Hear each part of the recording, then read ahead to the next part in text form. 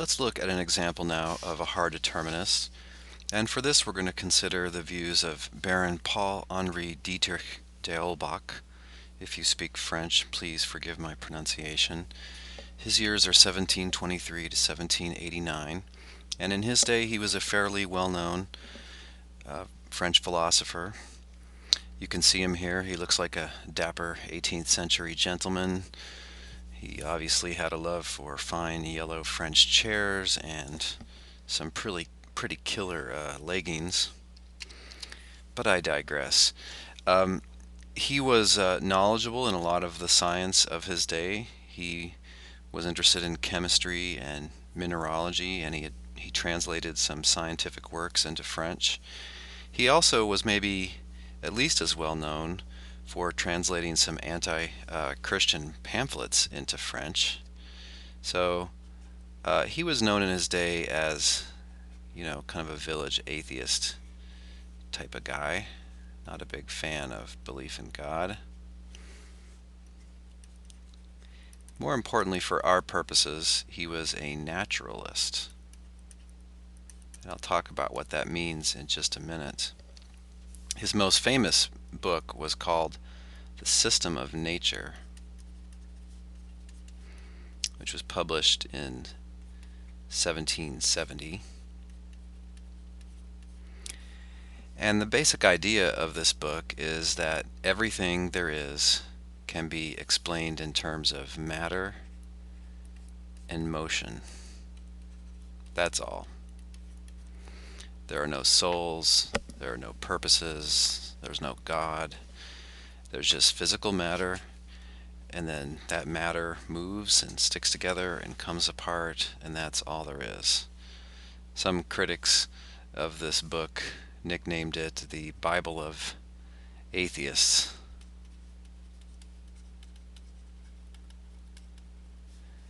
And it's a classic expression of 18th century materialism, the view that everything that exists is material. So let's talk about naturalism. Naturalism, the term means a lot of different things. It means one thing in painting, it means another thing in literature. I'm going to tell you what naturalism means in present day philosophy.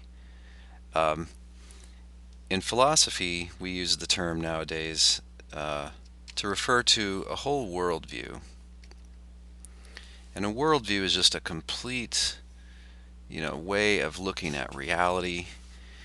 And right now, the ascendant worldview in the Western world is what we call naturalism.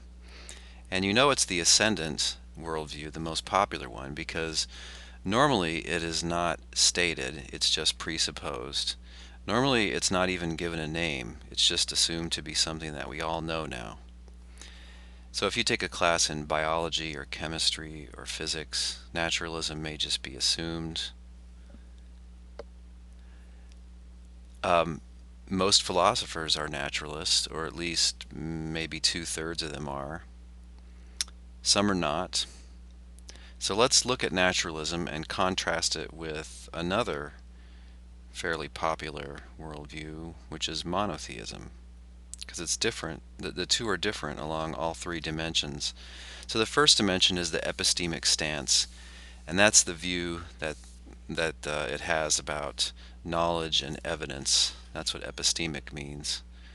And the epistemic stance of naturalism can be called scientism, which is either the view that science is the only field of human knowledge, or that science is the paradigmatic and most sure field of human knowledge. And the second is more plausible.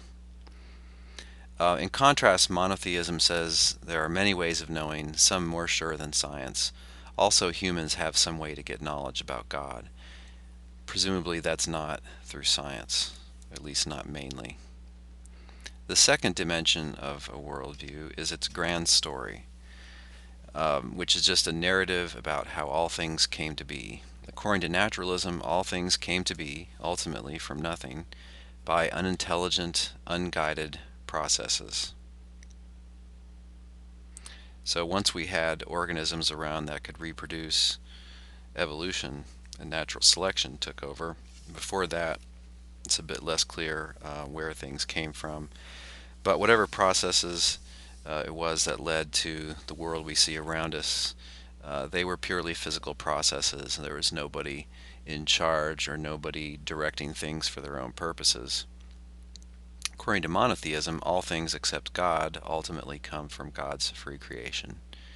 And God's not supposed to be the sort of thing which could come into existence or be created. God just exists no matter what, and has always existed. Third dimension is ontological commitment. The ontological commitment of naturalism can be called physicalism, which holds that what there really is are just the entities which would be mentioned in a perfected physics, and whatever is composed of these.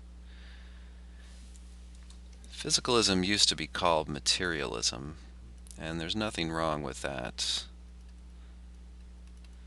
term, really. Physicalism is more popular. So it acknowledges that our current day physics doesn't know everything. Maybe it'll undergo a scientific revolution in the next 100 years. But whatever a complete, correct physics would look like, all there is what would be described in that sort of physics. So there are just, we assume, fundamental particles, fields, charges, and so on. And whatever else there exists just is composed of those. So according to naturalism, there are no such things as souls or God or any kind of non-physical forces like astrological influences.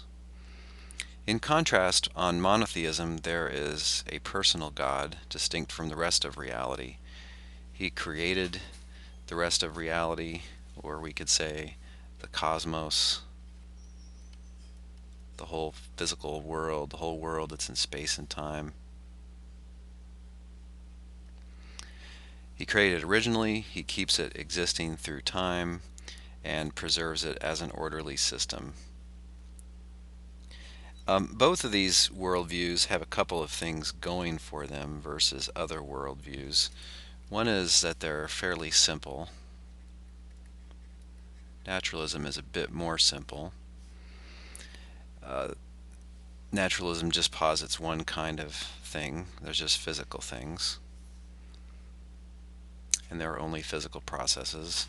Monotheism is fairly simple as well. It posits what naturalism does, plus one God, which is the source of the physical world. Both views are fairly close to common sense in certain ways. You may not have thought about this, but there are views of the world propounded by some philosophers and in some religions according to which the physical world is an illusion. It's not real. And so sense perception and memory are just systematically unreliable. Naturalism and monotheism aren't like that. They assume that things are relatively as they seem to be.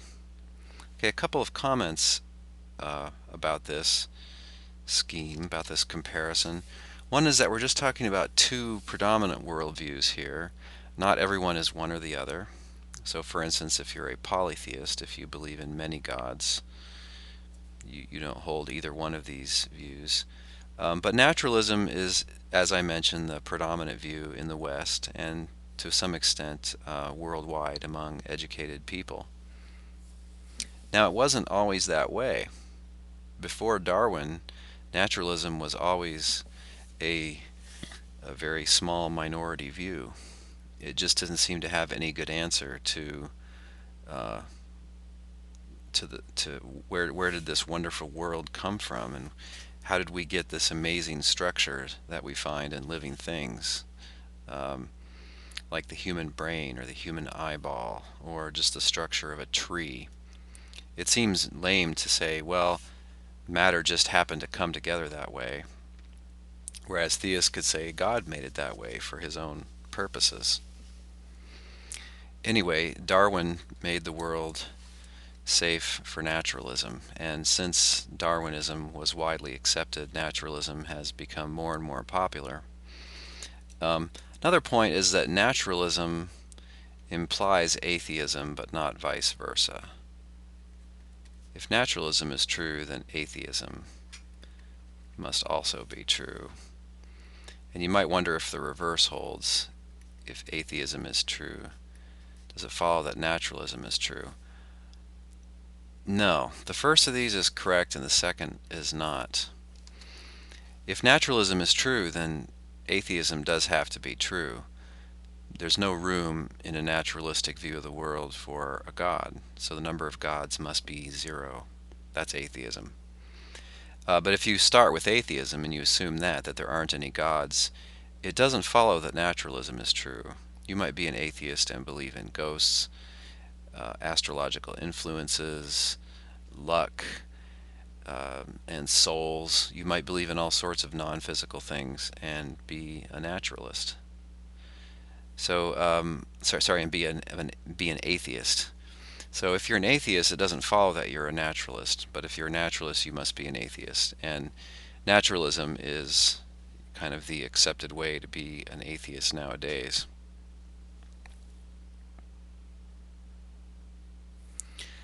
One final comment about these worldviews is that people have non-rational motives for wanting one or the other to be true.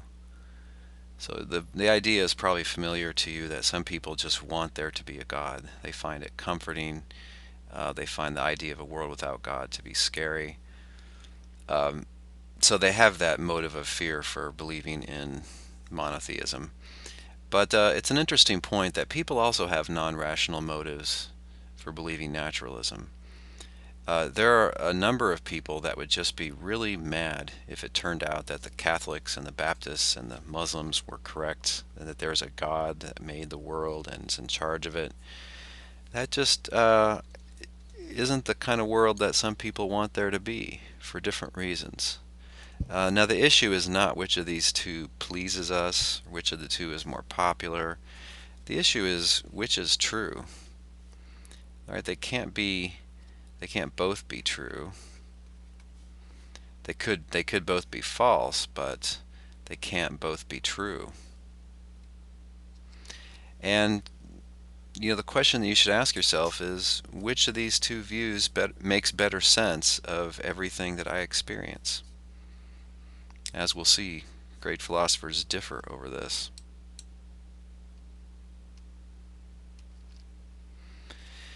Here's a cartoon, a Dilbert cartoon that has to do with naturalism and free will. So Dogbert says, do you think the chemistry of the brain controls what people do? Dilbert, of course. Dogbert says, then how can we blame people for their actions? Dilbert says, because people have free will to do as they choose. Dogbert says, so are you saying that free will is not part of the brain?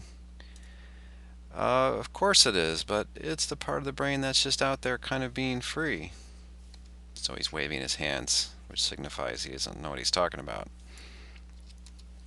Dogbert, so you're saying the free will part of the brain is exempt from the natural laws of physics? Dilbert, obviously, otherwise we couldn't blame people for anything they do. So Dogbert says, do you think the free will part of the brain is attached, or does it just float nearby? Dilbert says, shut up.